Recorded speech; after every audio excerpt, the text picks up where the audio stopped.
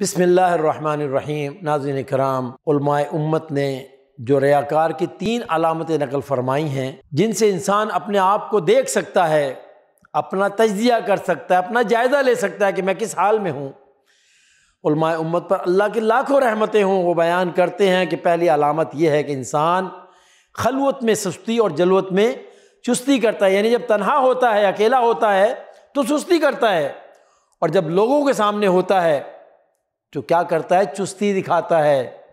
تنہائی میں عبادت کے اندر غفلت اور سستی برتتا ہے، نماز پڑھتا ہے تو مختصر، جبکہ لوگوں کی محفل میں بڑی چستی دکھاتا ہے، جب لوگ دیکھ رہے ہوتے ہیں تو بہت بڑا صوفی بن جاتا ہے۔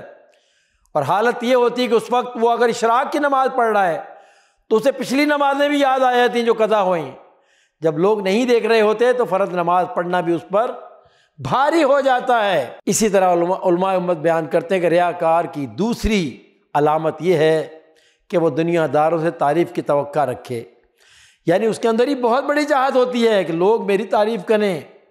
ناظرین کرام، بات یہ ہے کہ تعریف تو ریاکار کی بھی ہوتی ہے اور تعریف مخلص بندے کی بھی ہوتی ہے، مگر دونوں میں بہت بڑا فرق ہے۔ ریاکار دل میں یہ پسند کرتا ہے کہ اس کی تعریف ہو، جبکہ مخلص بندے کی تعریف کی جائے تو اس کا دل خوف زدہ ہو جاتا ہے، وہ ڈر جاتا ہے کہ کہیں میرے اعمال ضائع نہ ہو جائیں۔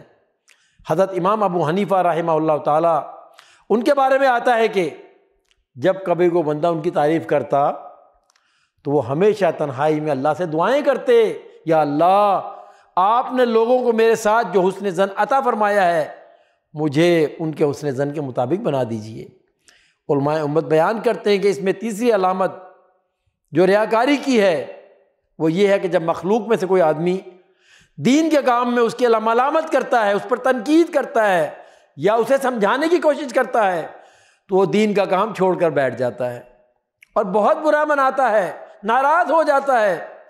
چنانچہ اگر کوئی ذرا سی بات کر دے تو سنت پر عمل ختم ہو جاتا ہے۔